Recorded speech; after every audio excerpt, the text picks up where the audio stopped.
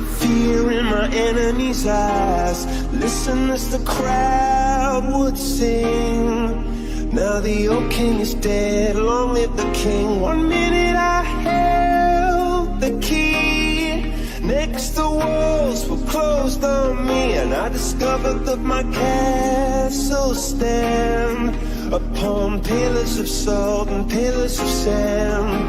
I hear Jerusalem bells are ringing, Roman cavalry choirs are singing. Be my mirror, my sword and shield, my missionaries in a foreign field. For some reason I can't explain, once you've gone it was never an honest word. That was when I ruled the world.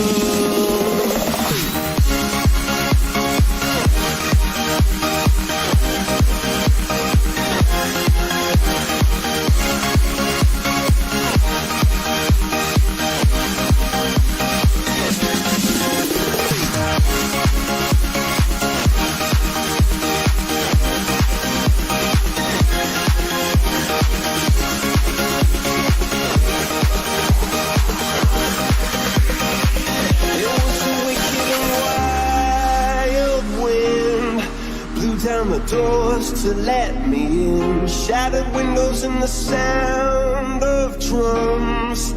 People couldn't believe what I'd become, and revolutionaries wait for my head on a silver plate, just a puppet on a lonely string.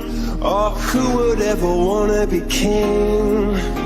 I hear Jerusalem bells are ringing, Roman cavalry choirs are singing.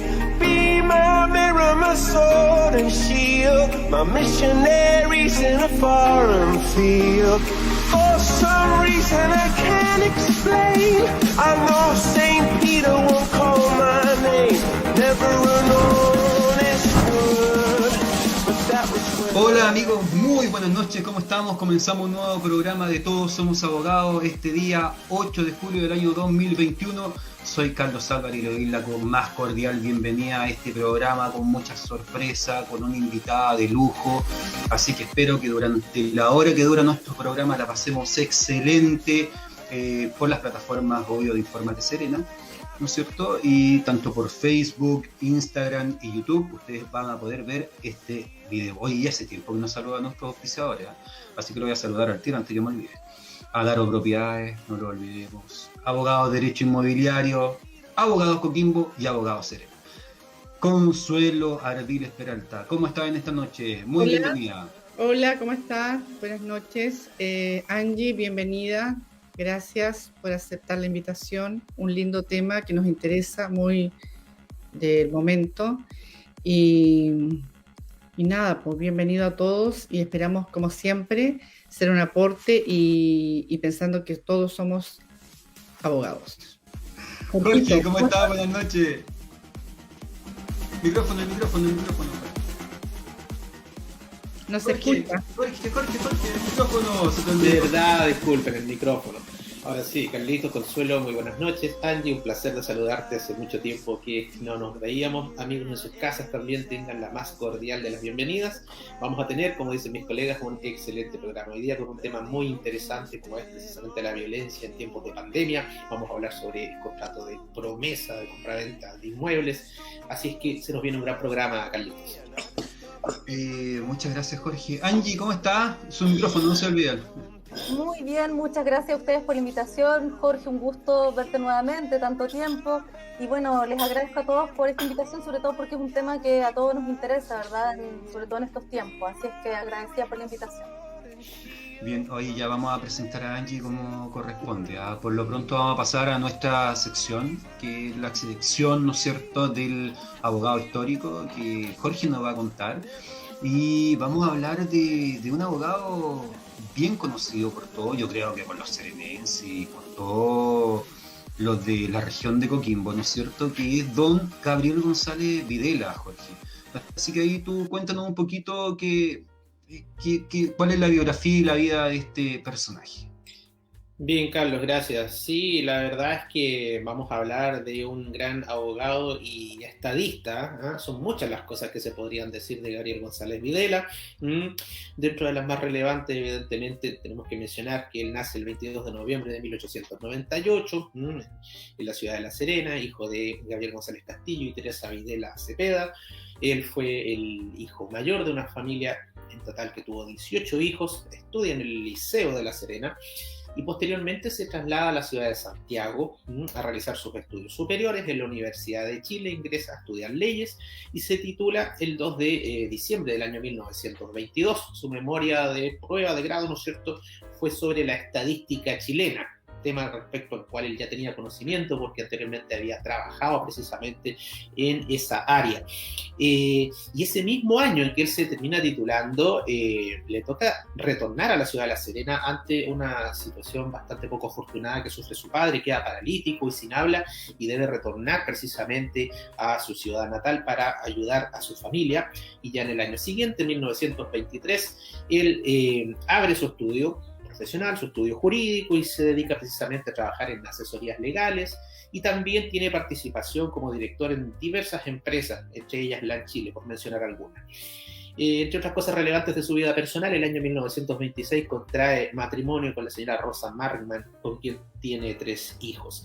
Pero claramente, si recordamos a la figura de Gabriel González Videla, esto tiene que ver mucho más con la política, que fue uno de sus intereses, la verdad, desde ya la época universitaria, ¿no? Desde la época universitaria, él, a través de su vinculación con el Partido Radical, empieza justamente a introducirse en esta carrera. Él fue parlamentario en varias oportunidades, precisamente como diputado entre los años 1933 a 1941 aproximadamente, en diversos periodos sucesivos, por su distrito natal, por las comunas de La Serena, El Quiobayo, con Barbaley y Yapel, e incluso llega a ser presidente de la Cámara de Diputados. Y también tuvo una parte de su carrera política relacionada a la diplomacia, porque en el año 1939 el presidente Pedro Aguirre Cerda lo nombra como embajador en Francia, Bélgica y Luxemburgo, y posteriormente el año 1940 también desempeña el mismo cargo en Portugal. Y finalmente en 1942, ya durante el gobierno de Juan Antonio Ríos, termina también realizando labores de embajador en el Brasil. Pero, por supuesto que a todas luces lo más importante de su carrera política está relacionado con haber ejercido la presidencia de nuestra República, cargo que asume el 3 de noviembre de 1946. Y por supuesto que aquí, dentro de todo lo que se puede decir al respecto, hay que mencionar importantes logros, pero también su mandato no estuvo exento de la polémica, principalmente por la tensa relación que tuvo en su momento con el Partido Comunista, que fue un sector político que precisamente lo apoya para llegar al poder, formó parte de su gobierno en algún instante, pero poco a poco fue alejándose hasta tensionar esta relación y tornarse en francos opositores, dentro de un clima de bastante agitación social que vivió el país en aquellos años, hasta desembocar finalmente en la aprobación el 3 de septiembre de 1948 de la famosa Ley de Defensa Permanente de la Democracia, más conocida como la Ley Maldita, que termina proscribiendo al Partido Comunista y eliminando a sus militantes de los registros electorales, situación que afectó incluso a personas o personajes como el poeta Pablo Neruda. Dentro de sus obras, finalmente, mencionar algunas de las más relevantes, la conclusión de la siderúrgica de Huachipato, por ejemplo, el inicio de la fundición de Paipote, el establecimiento de la industria azucarera nacional, IANSA, y dentro de lo que es el ámbito legislativo, en su periodo se aprueban leyes como la ley de pago de semana corrida, la inamovilidad de los empleados particulares, y otros hitos que fueron relevantes desde el punto de vista de la presencia de nuestro país en el continente antártico, como fue la inauguración de la base militar Bernardo Higgins y la base naval Arturo Prat. Y por supuesto, para los serenenses, el recordado Plan Serena, del cual hablábamos ya en extenso en el capítulo anterior de nuestro programa. Y por supuesto también otra cosa que habíamos mencionado, el proyecto que finalmente otorgó el voto a las mujeres en las elecciones presidenciales y parlamentarias. La verdad es que el fin de la vida política de Gabriel González Videla se produce ya en los años 70, en el contexto de la Junta Militar, quien lo convoca a desempeñar un cargo en el Consejo de Estado desde 1976. Gabriel González Videla finalmente fallece el 22 de agosto de 1980 a la edad de 81 años y por supuesto es una figura largamente recordada particularmente para la ciudad de La Serena, como decías tú, Carlos, pero también a nivel nacional por todo lo que significó su gestión y los importantes cambios que se vivieron durante su periodo.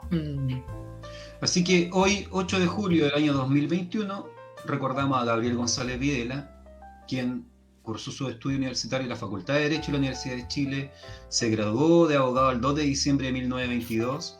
Como decía Jorge, para costear sus estudios ingresó a trabajar en la Dirección General de Estadística. El mismo año de su titulación, y debido a una grave enfermedad del padre, debió hacerse cargo de su familia. Regresó a La Serena, donde abrió su estudio profesional, ejerciendo en la zona hasta 1929. Fuente de donde se obtuvo la fotografía y la reseña, bcn.cl. Y esa es el abogado histórico del día de hoy. Así que, bien, pues, bastante importante Gabriel González Videla para nuestra ciudad, ¿no es cierto? Y para el país también. Oye, bueno, pasemos a saludar a las personas que nos están viendo. ¿Ah? Pasemos a saludar a las personas que nos están viendo antes de presentar a nuestra invitada. Y ahí quiero saludar a Diony Cerezo, a Sofía Pizarro Sánchez, saludo para todos, nos dice Joana Sánchez, éxito en el programa. Cristian Tapio Galde, saludo nos envía. Y a las demás personas que también nos ven por el Facebook de Informate Serena. Y también a la gente que nos está viendo por Instagram. También un saludo grande a todos los que tenemos conectados por aquí. Y hay que presentar a nuestra invitada. Angie Araya Acuña, abogada, magíster en Derecho Procesal, garantista de la Universidad Nacional de Rosario, Argentina. Abogada en la Corporación de Asistencia Judicial, La Serena, y jefa de carrera de técnico jurídico en Santo Tomás, La Serena. Angie Araya Acuña, ¿cómo estás tú? Muy bienvenida a nuestro programa. Y nosotros te invitamos porque sabemos que eres una experta en temas de violencia intrafamiliar y queremos saber cómo va esto en tiempo de pandemia. Angie, y para que le explique a la gente también, como primera pregunta, ¿qué es la BIF? Ahí, te lo dejo. Saluda, bueno, y tú ahí después me respondes. Antes que todo, gracias, me encuentro muy bien por lo de experta. Realmente no sé si tan así, pero bueno, se les agradece igual, un gusto estar con ustedes, verlos nuevamente. Así es que espero que pueda serse de utilidad lo que podamos conversar el día de hoy, que es un tema bastante importante, sobre todo en estos tiempos que estamos en una situación compleja.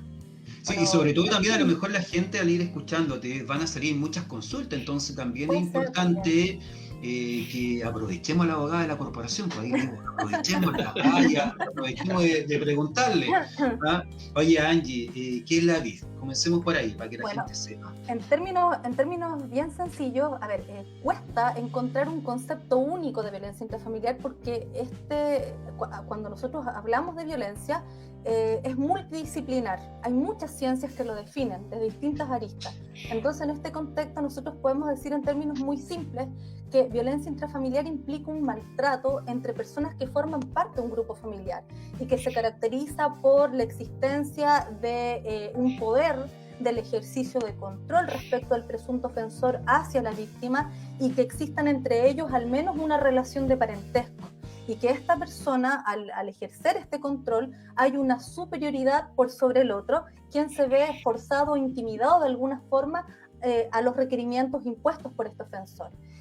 Ahora, legalmente, la violencia intrafamiliar está descrita en una ley especial, que es la ley 20.066, ¿verdad?, donde en su artículo 5 define lo que nosotros debemos entender por violencia intrafamiliar y a ese respecto señala que se constituye violencia intrafamiliar todo maltrato que pueda afectar la vida o la integridad física o psíquica de ciertas personas que tengan o hayan tenido entre sí la calidad de cónyuge, conviviente, ¿ya?, o sean parientes por consanguinidad o afinidad, como por ejemplo los tíos, los sobrinos, los hermanos, y además de eso, también se constituye, de acuerdo a la ley, violencia intrafamiliar cuando esta es ejercida respecto de personas que sean padres de un hijo en común o menores de edad, o personas mayores o con discapacidad. Respecto de esta última parte del artículo 5, la ley tiende a confundir de alguna u otra forma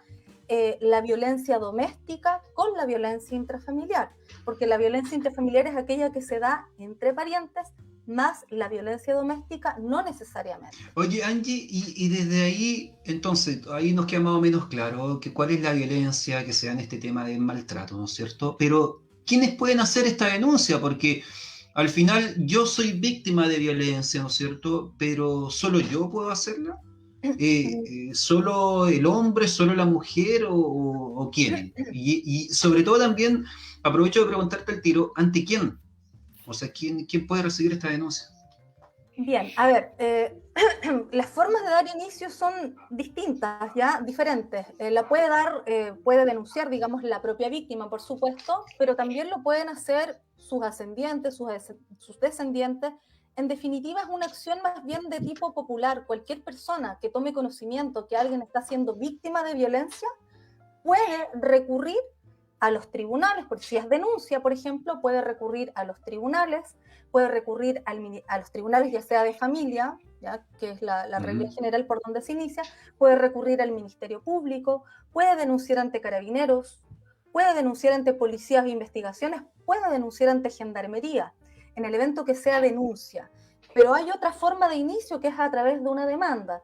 Ahí es más restringido y obviamente ahí no puede denunciar cualquiera, sino que lo tienen que hacer o la víctima, o sus ascendientes, o sus descendientes, o el cuidador o cuidadora de un niño, niña o adolescente. Angie, tú hablaste recién respecto de lo que es la ley 20.066 y yo quería preguntarte dentro de ese contexto, como una primera cuestión que me gustaría que tú abordaras, ¿quiénes pueden sufrir violencia intrafamiliar? ¿Quiénes pueden ser, entre comillas, sujetos pasivos de los actos constitutivos de violencia intrafamiliar? Por ejemplo, mayores de edad solamente, también menores de edad. ¿Qué pasa con la situación de los adultos mayores?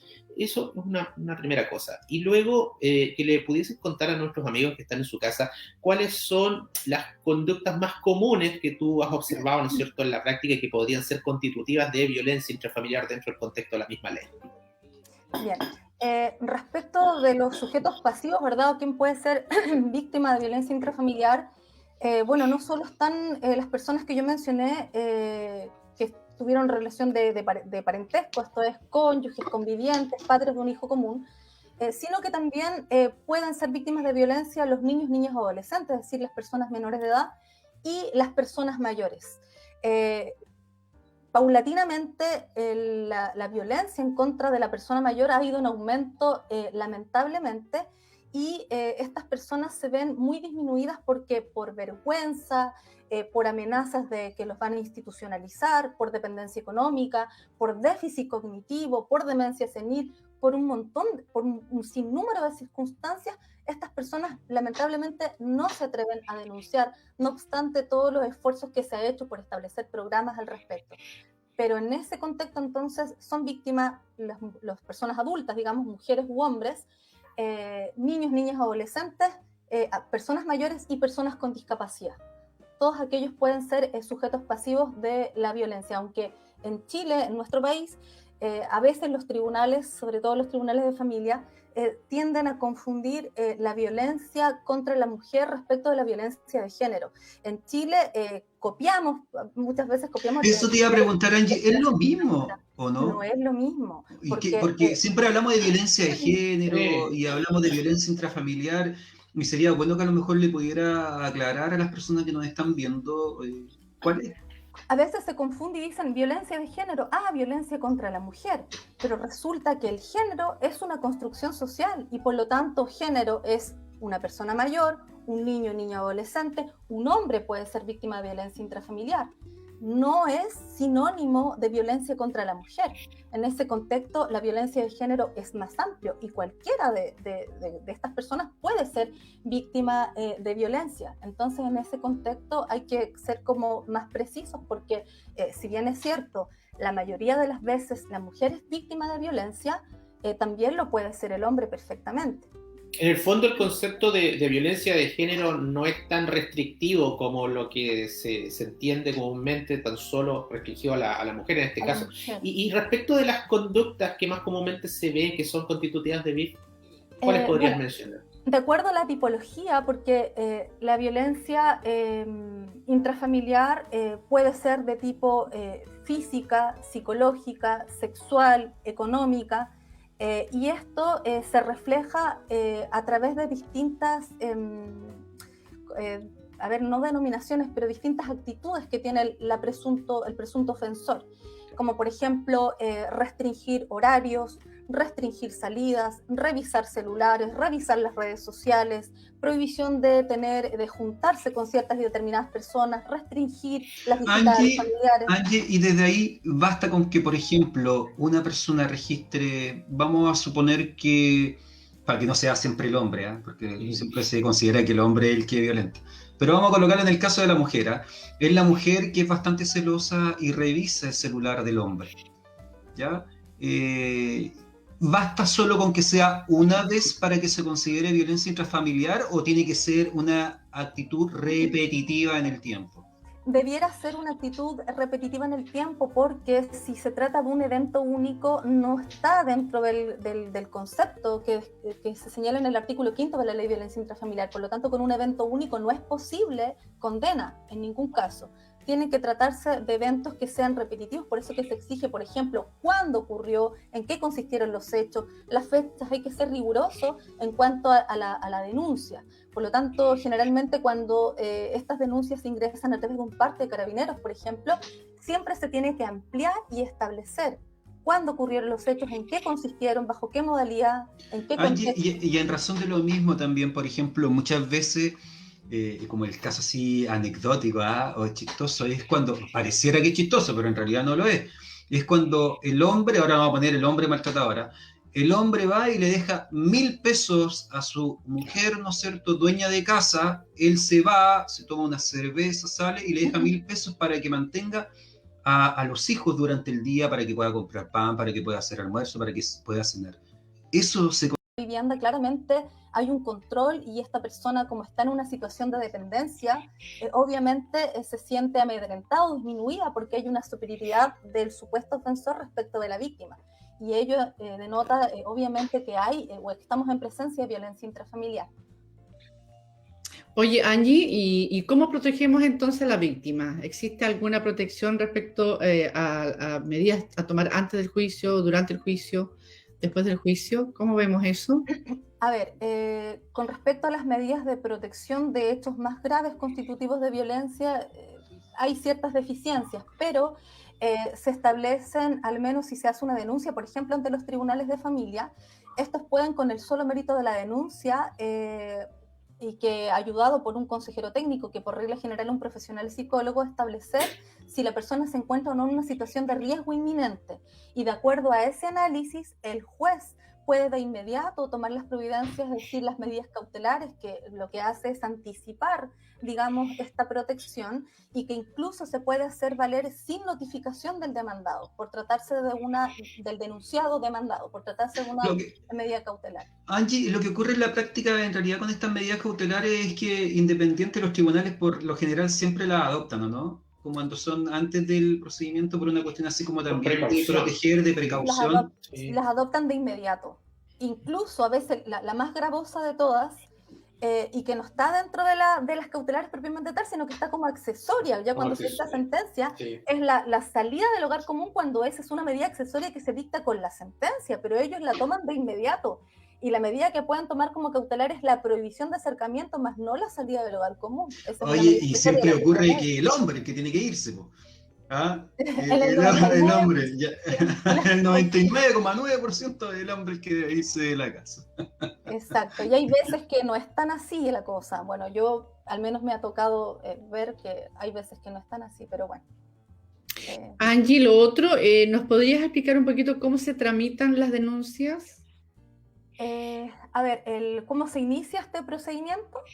Bueno, cuando hablamos de violencia intrafamiliar, existe la violencia no constitutiva de delito, que es como una figura más bien residual. Todo lo que no es delito lo ve el tribunal de familia. y por eso que es residual. Y respecto de eso, como bien lo señalé, se puede dar inicio a través de denuncia, y esa denuncia se puede hacer en el Ministerio Público, Carabineros, Gendarmería, ¿verdad? Policía de Investigaciones, o bien se puede dar inicio a través de una demanda, ¿ya? Y a través de esa demanda lo puede hacer la propia víctima, sus ascendientes, sus descendientes, o el guardador en el evento de que sea víctima un niño, niña o adolescente, y ahí el tribunal tendrá que además eventualmente tomar una medida de protección en el evento de ser procedente. También se puede iniciar directamente en el tribunal, la víctima acude al tribunal y se hace una audiencia especial inmediata y se da inicio a este proceso. Angie, y Es estos lo más procesos... Ah, aconsejable. perdón. Perdón. Consuelo, pregunte Es lo nomás. más aconsejable en caso de que se esté presencia de alguna violencia intrafamiliar, para que la gente tenga una solución más rápida. Claro, ¿dónde mejor denunciar? ¿En qué Exacto, para lugar? que sea más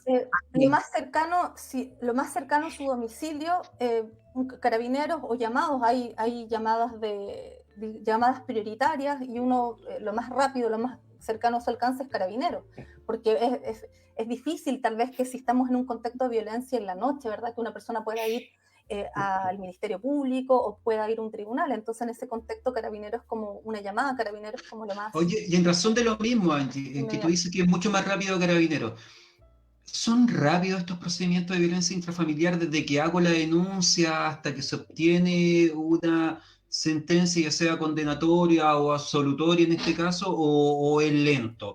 ¿Cuál es tu opinión desde la práctica? Porque tú como abogada de la caja lo sabes muy bien, ¿no? Bueno, en teoría es rápido. En teoría.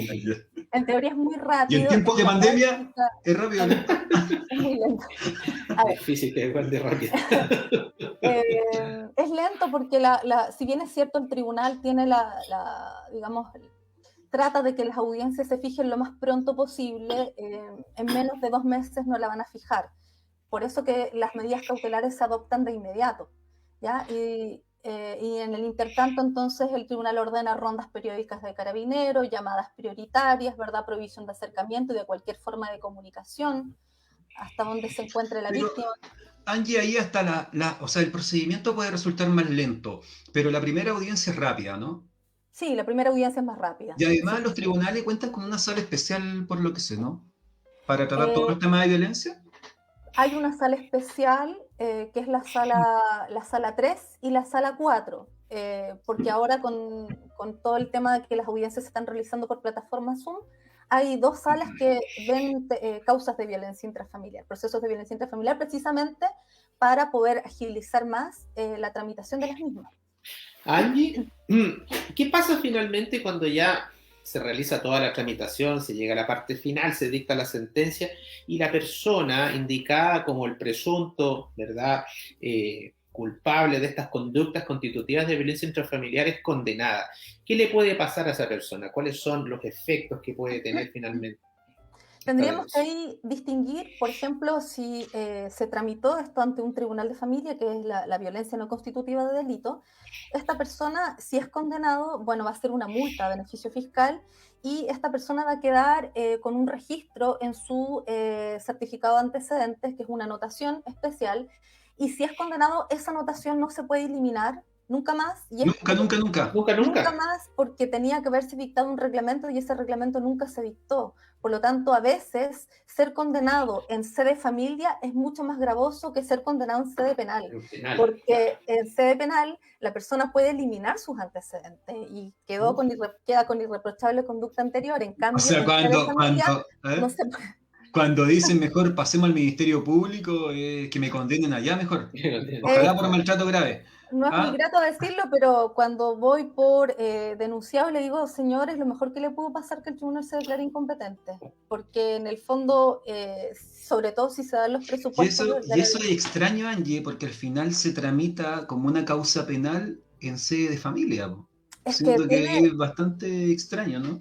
Es que tiene consecuencias punitivas, por el hecho de que una persona quede con su extracto de filiación, quede ese registro. Un funcionario público es despedido inmediatamente si tiene un registro en su certificado de antecedentes. Por lo O sea, tanto, es muy punitivo, porque al final es más gravosa, como tú bien decías, la situación en familia. ¿Y qué pasa en aquellos casos que de repente más de alguien ha conocido un caso donde en el barrio alguna persona es casi de público conocimiento que no lo maltratan una vez o dos veces o una vez a las 1500, sino que es una situación que todo el mundo sabe que es reiterado y se sigue perpetuando en el tiempo? ¿Tiene el mismo tratamiento cuando el maltrato tiene habitualidad o es una situación diferente?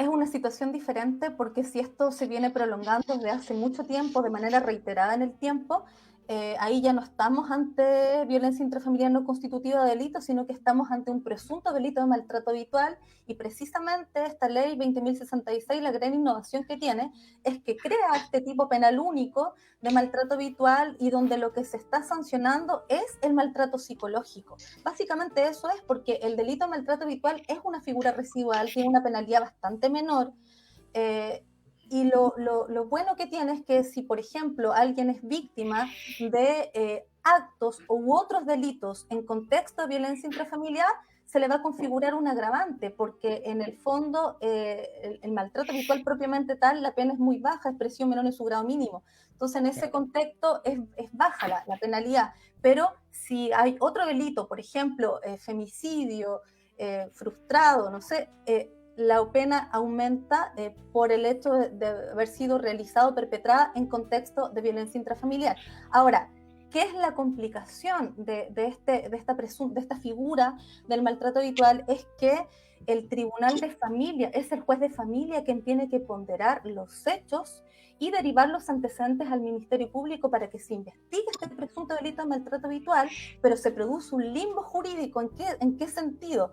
Que deriva los antecedentes al Ministerio Público y esta persona puede estar meses sin ningún proceso en tramitación.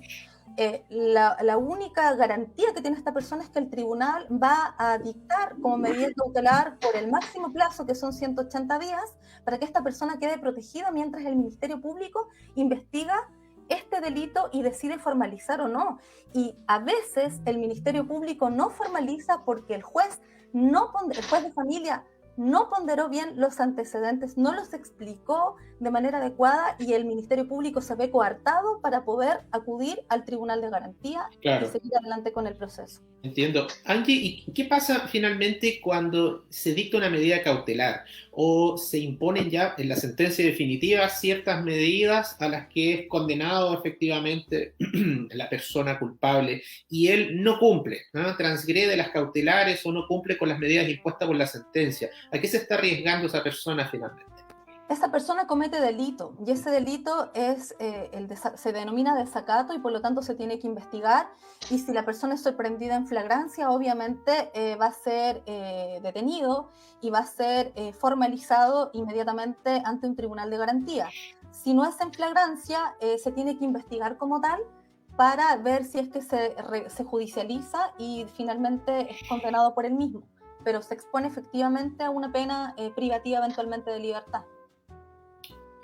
Y lo otro, Angie, el hecho que estemos en una época tan especial como esta pandemia, ¿qué ha pasado con la violencia intrafamiliar en este caso?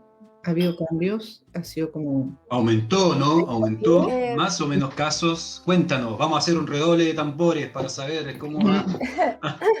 A ver, en el último tiempo, en los últimos años, las denuncias de violencia intrafamiliar no es que hayan aumentado, sino que se conocen más.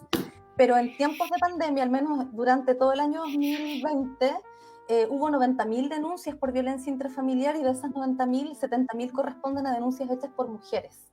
Efectivamente ha ido un aumento. En la región de Coquimbo es una de las que tiene el mayor aumento, porque hay otras regiones que disminuyeron. Y lo otro es que en tiempos de pandemia en cuanto a la prevalencia de la violencia, lo que se ha estudiado es que, por ejemplo, el rango etario, y llama mucho la atención, el rango etario que mayor violencia sufre es de los 19 a los 25 años, con de estratos socioeconómicos más bajos. Sin perjuicio de ello, la violencia intrafamiliar es transversal, o sea, se da en todos los contextos sociales. pero ha llamado la atención que ha aumentado particularmente en ese rango etario y en ese estrato socioeconómico, porque con la pandemia muchas personas quedaron sin trabajo y por lo tanto el desempleo ha sido masivo, el hacinamiento, son muchas condiciones o factores que de alguna manera pueden confluir en que aquello se produzca. Consumo problemático de sustancias, alcohol y drogas, todo ello puede ser una causal para que esto se genere en estos tiempos. No, y estar en la casa, pues ha sido terrible. El Encerrado, hacinamiento, el el estrés, hacinamiento. todo aquello, ¿no? Oye, Angie, y por último, porque ya José me está aquí diciendo que vamos a tener que irnos al corte. Angie, ¿cómo crees tú que, de todo lo que hemos hablado, el Estado, cómo aporta para ayudar a quienes son víctimas y agresores de la violencia intrafamiliar? ¿Hace algo? ¿Existen instituciones de apoyo? ¿No? Cuéntale un poquito a las personas que nos están viendo. Bueno, el Estado de Chile debe hacer algo porque Chile ha suscrito más bien convenios internacionales y por lo tanto estos convenios internacionales establecen ciertas obligaciones para Chile, para que pueda proteger a las personas víctimas de violencia. En ese contexto, por ejemplo, cuando una mujer es víctima de violencia, se crean ciertos programas o casas de acogida. Entonces, esa mujer violentada, digo mujer porque las casas de acogida es solo para mujer víctima de violencia, no para otro tipo de personas. En esa casa de acogida le proporcionan todo lo que ella necesita para poder satisfacer sus necesidades básicas mientras ella se inserta en un sistema laboral. Y para los hombres que son victimarios o presuntos agresores, también existen programas, y el más conocido de ellos es el programa Hombres para una Vida Sin Violencia, donde le entregan herramientas para evitar, por ejemplo, que una persona no tiene control de impulsos o tiene mecanismos de resolución de conflictos que no son los más adecuados. Entonces, esos programas están precisamente para evitar que en el futuro esa persona siga siendo una persona abusador o violento, porque también la violencia intrafamiliar también los estudios que existen es que se ha determinado, por ejemplo, que una persona de pequeño sufrió violencia intrafamiliar, esa persona lo más probable es que repita dicho patrón cuando sea un adulto. Gracias, Angie. Oye, estamos... La última consulta. ¿Sí? ¿Puedo? Sí, cortito porque no vamos a ir a la pausa y ya está sonando la música, así que... Vamos. Las casas de acogida que tú hablabas en la región o comuna, ¿cuántas hay? ¿Sabes algo de ese tema? En La Serena yo sé que hay una casa de acogida. Y están escondidas además, están escondidas. Y es con domicilio reservado. Claro. Nadie puede saber. Porque si no llega el hombre ahí a buscar a la mujer, por lo general. Entonces tienen que estar escondiditas. Oye, yo quiero invitar a la gente que nos está viendo en buena cantidad, Angie, ya nos trajiste harta sintonía el día de hoy, así que vamos a tener que invitarte más seguido. Oye, en Instagram decirle a la gente que nos está viendo que nos envíen sus preguntas. Mira, Mari Roble nos dice muy buenos temas, Lorena Milén nos dice excelente programa, muy clara la exposición, felicidades. Y también Cami RSC nos dice, y también hay otra casa en Ovalle, ¿ya? Oye, y aquí Angie te saludan, mira, te saluda César Urizar, Iván Hernández, Valesca Muñoz, Jocelyn Geraldo, Bárbara Carvajal Ramos dice, buenas noches, profe Angie, qué gusto verla. John, Patrick, Natalie y Julia nos hace una pregunta que la vamos a responder después, y a Valesca también. ¿Ya? Así que no se olviden, hagan las preguntas y cuando volvamos vamos a volver con las 10 cosas que debes saber y luego vamos a tener 10 minutos más, Angie, para hacerle todas las preguntas que queramos. Así que vamos y volvemos, solo 2 minutitos al corte.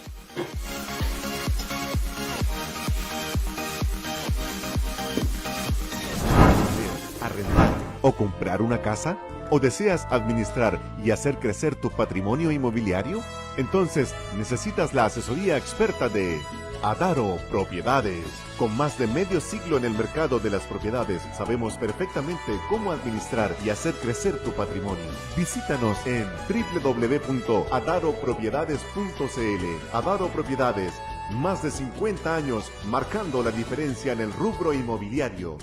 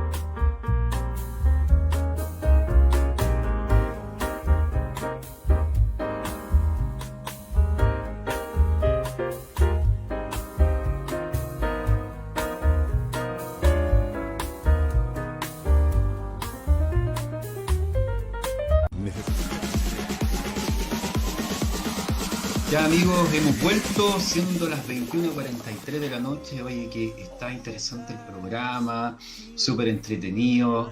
La verdad que se me pasaron estos 40 minutos volando. Y así que ahora vamos a comenzar con las 10 cosas que debes saber sobre la... ¿Sobre qué? Promesa. Sobre la promesa de compraventa. Pues ya me había olvidado ya. Oye, voy a compartir aquí la presentación para que Consuelo nos empiece a contar un poquito respecto de las 10 cosas que debes saber de la promesa de compraventa. Ya, no sé si se ve bien ahí la presentación o no. Muy bien. Ya, súper. Ya, entonces, ya Consuelito, dale nomás. Mira, la verdad es que quisimos hablar de la promesa porque eso, primero que todo, decir que es un contrato que tiene una reglamentación propia y que en algunas circunstancias no se puede suscribir el contrato definitivo y existen, la verdad, diversas causas por las cuales no podemos firmar en forma inmediata la escritura de compraventa. A veces existen embargos, a veces existen deudas de contribuciones, a veces existe una solicitud de un crédito hipotecario. Entonces, ahí en esos casos recurrimos a la promesa de compraventa. Y esta promesa tiene una reglamentación propia y está establecida en el Código Civil, ¿ya? Y dentro de las características del contrato, bueno, tenemos que decir que es un contrato principal, es un contrato preparatorio porque nos prepara para el contrato definitivo, es de aplicación general, oneroso, y bueno, tiene las características, está sujeto a modalidad, y dentro de las denominaciones de las partes existe, bueno, al ser un contrato existen dos partes, una se llama promitente comprador, que es la persona que va a prometer comprar, y el promitente vendedor. Esa es la denominación que reciben las partes, ¿ya? Los requisitos del contrato de promesa están establecidos en la ley, ¿ya? Y son de derecho estricto y dentro de las cosas que señala la ley dice que debe la promesa constar por escrito, ¿ya? Tratándose de una escritura de compraventa que se promete, la suscripción a futuro de una escritura de compraventa, esta debe ser por escritura pública, ¿ya? O sea, puede ser por escrito, puede ser privado o por instrumento público, pero en el caso de los inmuebles tiene que ser por escritura pública, ¿ya? Y el segundo requisito tiene que ser de aquellos, el contrato que se promete debe ser de aquellos contratos que la ley no declare ineficaces. Por ejemplo, la ley establece que la compraventa entre cónyuges está prohibida. Ahí tenemos un ejemplo de contratos que la ley considera ineficaces. Lo mismo el contrato de compraventa entre el padre y el hijo sujeto a patria potestad. Ahí tenemos dos ejemplos de contratos que la ley considera ineficaces, ¿ya? Dentro de los otros requisitos está que la promesa contenga un plazo o una condición. O sea, es súper importante la condición y sobre todo el plazo, ¿ya? Porque al tener el plazo establecido vamos a saber ya cuando la promesa caduca. Vence el plazo que se estableció en el contrato de promesa. Y bueno, y lo más importante es que se especifique en la promesa de tal manera que para que sea perfecta solo falte la tradición y las solemnidades que la ley establece. Es decir, cuando nosotros preparemos una promesa de compraventa de un inmueble, tenemos que hacer la individualización de tal manera que traspasemos todos los datos que signifiquen al final redactar la escritura definitiva, ¿ya? El quinto punto es el pago del precio. ¿Quién paga la promesa? La promesa, aquí no hay nada establecido y por lo tanto la costumbre o lo que se hace generalmente es que la promesa se pague en partes iguales. 50% cada parte. Te adelantaste, Consuelo, ahí porque ese era el hablando costo, de ese era costos, los gastos. Los gastos de la hablando del costo. Perdón. Estamos hablando del precio, el pago del precio, Consuelo. Perdón, el pago del precio. Sí. Ya. Perfecto, ya me perdí un poco. El pago del precio, se entiende que en la promesa no se puede pagar el precio y tampoco se dice que se tiene que pagar el precio en la escritura definitiva. ¿Mm? Y lo que se recomienda en el fondo es que el precio se pague una vez que se haya inscrito el inmueble en el conservador de bienes raíces. Ese es el momento y para ello se utiliza mucho la figura de las instrucciones ante notario, ¿ya? Entonces se deja un valevista en resguardo ante el notario y una vez que se inscriba ya podemos cobrar el precio de la compraventa. La época de la entrega del inmueble. Eso también se deja establecido en el contrato de promesa. Las partes establecen eso, el momento de la entrega, y acá volvemos a lo mismo. Se sugiere que la entrega debe ser al momento de la inscripción en el conservador de bienes raíces. Eso es lo que se sugiere. Es para mayor seguridad de las partes en el fondo, ¿ya? Ahora, la otra cosa que nosotros queremos informar es que en aquellos casos en que se prometa la venta de una propiedad que está arrendada.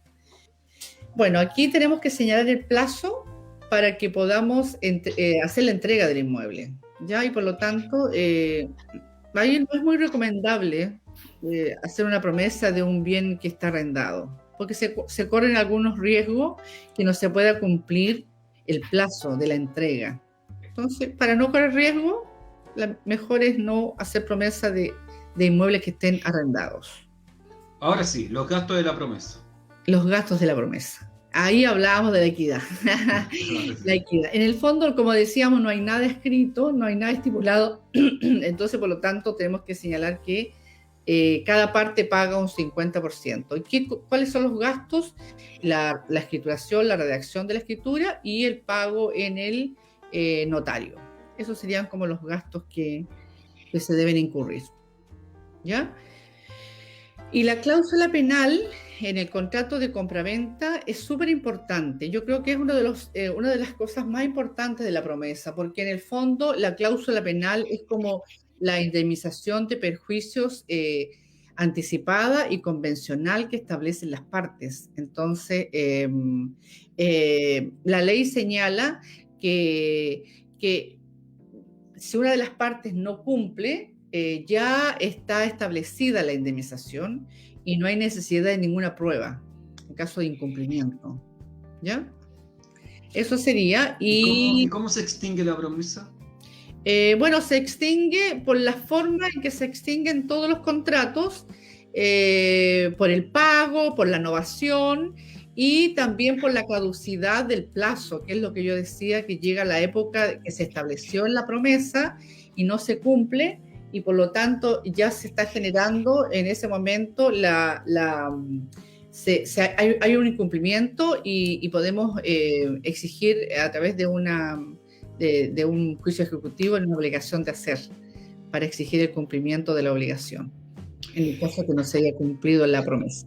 Y siempre asesórate con expertos. Exacto. Eso es súper importante. Consuelo, para cerrar estas 10 cosas que debes saber, ¿cómo pudieras tú explicarle a la gente la promesa de compraventa en términos sencillos?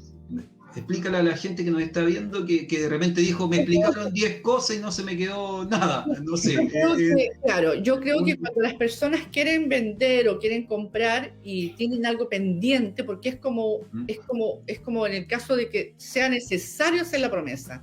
La idea es suscribir la escritura definitiva en forma inmediata. Pero en algunos casos, como le explicaba al principio, hay cosas que faltan y por lo tanto es necesario suscribir la promesa. Y lo bueno de la promesa, a diferencia de un cierre de negocio, tiene más peso legal porque va aparejada a un incumplimiento de una obligación de hacer. En cambio, un cierre de negocio no nos genera ninguna obligación porque no es un contrato el cierre de negocio. En cambio, la promesa sí es un... O sea, si lo pusiéramos con un ejemplo, Carlos le quiere comprar a Jorge su propiedad, ¿no es cierto? Y me faltan, no sé, una posesión efectiva, porque hay uno de los herederos que no ha hecho la posesión efectiva. Y yo le digo, Jorge, yo te quiero comprar la propiedad, y él me dice, te la vendo en 50 millones, ¿no es cierto? cuando se solucione este problema, que Solucione, pudiera claro. demorarse 6 meses, un año, no lo sabemos. ¿Y qué es lo que ocurre? ¿Qué es lo que ocurre? Que si no existiera esta promesa de compraventa, Jorge se la podría vender a Angie. Sin Claro. problema. Y él me dice que yo te hice una oferta, pero Angie ahora me está ofreciendo 60 millones. Entonces la promesa sirve un poco para poder, ¿no es cierto?, hacer cumplir a Jorge que me venda la propiedad a mí. Pero, En el fondo es para amarrar un trato, para que exacto, no para pueda amarrarlo deshacerse con después. anterioridad y luego suscribir la escritura definitiva, que en ningún caso la promesa reemplaza la escritura definitiva. Ya, eso es importante dejárselo claro a las personas. Así que eso, muchas gracias Consuelo por las 10 cosas que debes saber del día de hoy. Oye, y aquí vamos a ir vamos a volver a Angie porque hay algunas preguntas que le habían hecho. Y voy a volver con la pregunta que hizo Natalie Julia. Y dice, ¿los antecedentes de BIF pueden ser visibles al público? O sea, que una persona pueda meterse a alguna página y revisar, ¿o es privado? Todos los procesos que se tramitan, principalmente ante un tribunal de familia, por ejemplo, son reservados. Por lo tanto, cualquier persona no puede tener acceso más que la persona que forma parte de ese proceso y puede ingresar a través de su clave única para poder tener acceso a esa carpeta digital. En los tribunales de garantía en sede penal, esa reserva no es estricta y por lo tanto la persona sí puede tener acceso al menos a aspectos generales, salvo que el juez de garantía determine que no puede ser de conocimiento público. Pero en general, sobre todo estas causas son de estricta reserva, por lo tanto no cualquier persona puede tener acceso a la misma.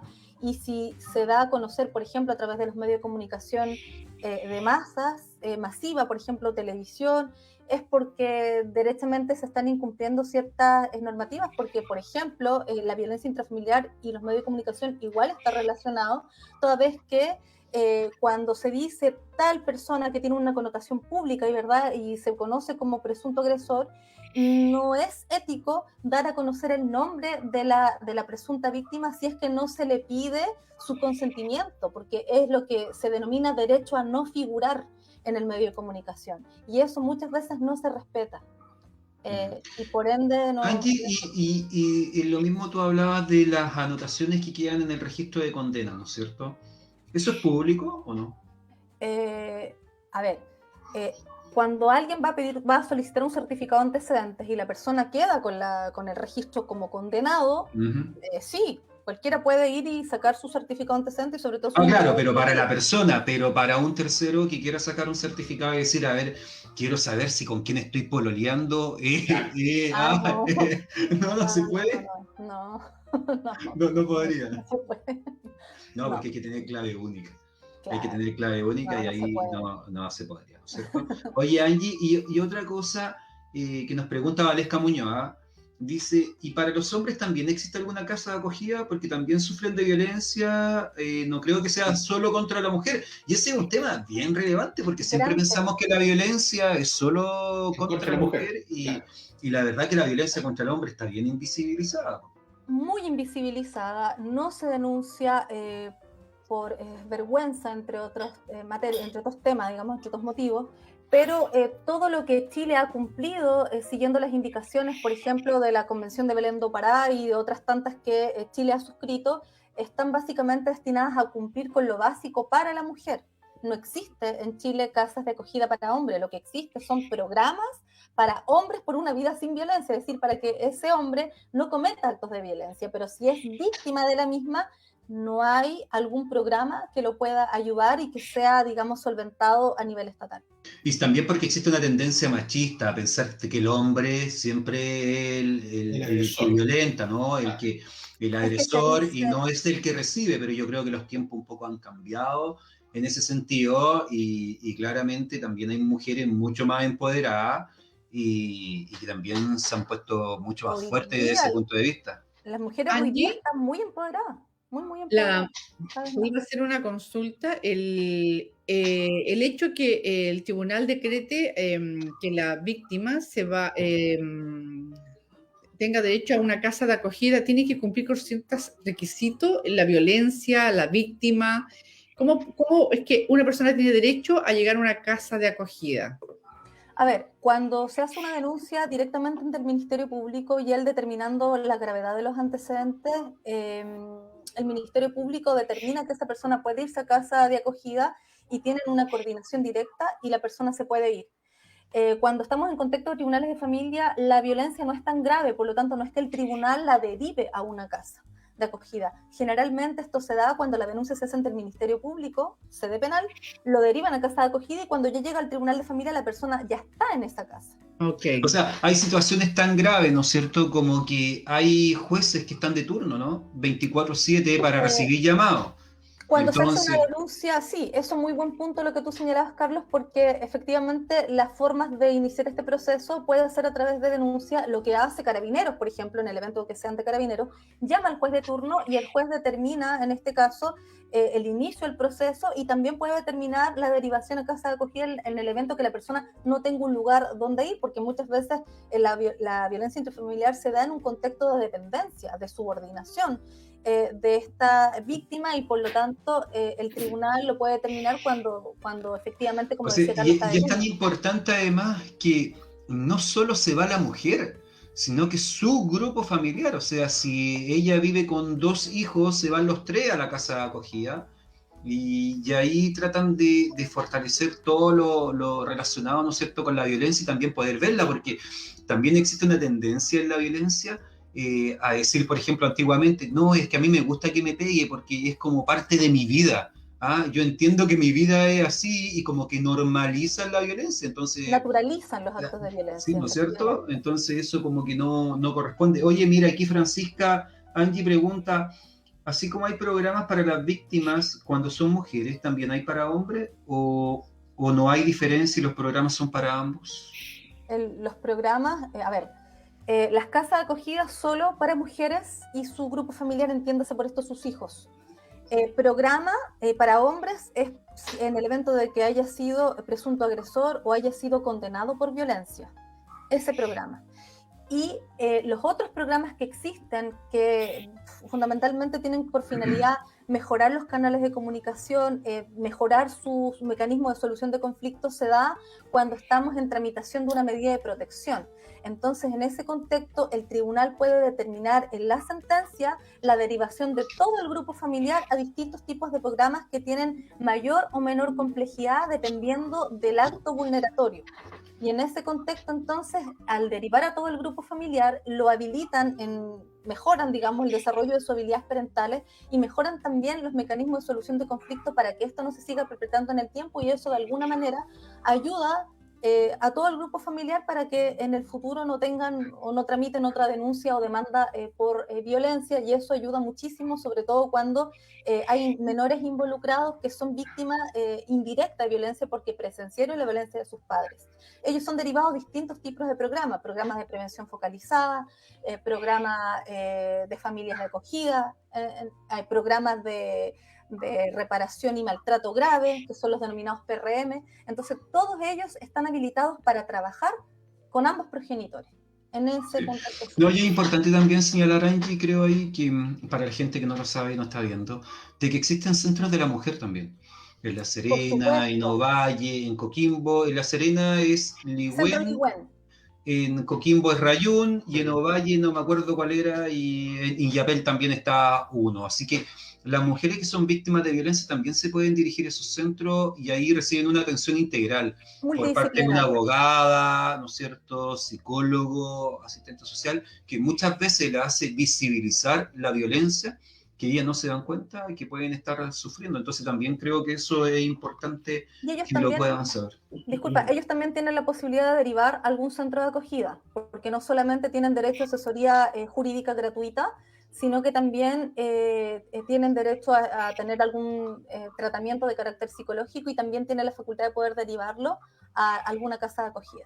Claro, porque siempre podemos pensar que es el CERNAM, pero esos centros son dineros que vienen que ya no se llama CERNAM, ¿cómo se llama ahora? CERNAMEG, eso, ya. Del CERNAMEG, ¿no es cierto? Son dineros que se destinan para estos centros que se lo entregan a las municipalidades que en Coquimbo estaba ahí todo en cuestionamiento porque incluso pensaban cerrarlo, pero el alcalde nuevo dijo que no se cerraba el centro de mujeres porque es muy importante la ayuda que brinda. Ya, oye, no hay más preguntas, yo con esto ya quiero ir despidiendo a Angie. Creo que las personas que te han escuchado han aprovechado al máximo los conocimientos de ella. Así que nada, pues Angie, agradecerte el día de hoy por asistir y te doy algunas palabras al cierre para que puedas señalar lo que estime conveniente. No, pues fue un agrado poder estar en el programa, muy entretenido. En realidad, como ustedes decían, se pasó muy rápido la hora. Yo pensé que iba a ser todo más lento, pero no, muy por el contrario, muy rápido. Y es grato poder explicar o hablar de estos temas y poder tener una retroalimentación también, porque son temas que nos deben preocupar a todos. Así es, no agradecer, nomás agradecer. Oye, dejémosla al tiro invitada para otro programa. Comprometámosla al tiro delante de todo ahí en las cámaras. Angie, ¿se podrá para más adelante, no? Para hablar otro tema tan interesante como este. Tendríamos que coordinar. Ya. Salió ahí por el lado, salió no, sí. Una bicicleta a lo Cristiano Ronaldo. No, ustedes me dicen qué tema. No. Alimento, sí. Ya, alimento a la gente le interesa. Así que en algunas semanitas más te vamos a volver a invitar, Angie. Consuelo, ¿algunas palabras al cierre del día de hoy? Nada, se me hizo igual como siempre, muy cortito el programa, muy ameno. Angie, muchas gracias, muy clarita tú en explicar todo tu conocimiento. Y nada, pues nos vemos el próximo jueves en Todos Somos Abogados. Jorge. Carlitos, sí, por supuesto, primeramente agradecerle su presencia, su valiosa presencia, Angie, un gusto volver a verla y ojalá que le haya quedado muy claro el tema sobre la violencia intrafamiliar a nuestros amigos y amigas en sus casas. Y bueno, la próxima semana estaremos con otro tema muy interesante, con otro histórico, ¿verdad? Y las 10 cosas que debes saber sobre. Bueno, ahí vean nuestro programa y nos vemos el próximo jueves. Carlitos. Oye, sí, agradecer a la gente que hoy día estuvo súper activa en redes sociales, tanto en Instagram, que tuvimos una muy buena cantidad de gente viéndonos, así que gracias, Angie. Me despido de Diego, que dice buena, ahí nos puso nomás, y a Yasmín Alfaro dice muchas gracias a ustedes. No, gracias a ustedes por sintonizarnos cada jueves desde las 21 horas, ¿verdad? Y a todos los que estuvieron también por Facebook. Aquí Bárbara Carvajal, esperamos seguir viéndola, dice profe, le manda muchos saludos. Y Valesca Muñoz también se despide y dice cada día se aprende más en este programa, me encanta, excelente programa. Y a todos los amigos que estuvieron conectados, ya me suena la música, José me la está subiendo, yo me despido cuando son ya las 22:05 de la noche, la verdad que muy agradecido, gracias a todos. Y nos vemos la próxima semana en este programa. A ver si todos lo decimos juntos. 1, 2, 3. Todos somos abogados. Nos vemos. Chao.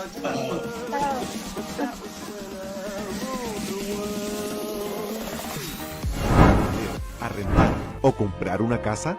¿O deseas administrar y hacer crecer tu patrimonio inmobiliario? Entonces necesitas la asesoría experta de Adaro Propiedades. Con más de medio siglo en el mercado de las propiedades, sabemos perfectamente cómo administrar y hacer crecer tu patrimonio. Visítanos en www.adaropropiedades.cl. Adaro Propiedades, más de 50 años marcando la diferencia en el rubro inmobiliario.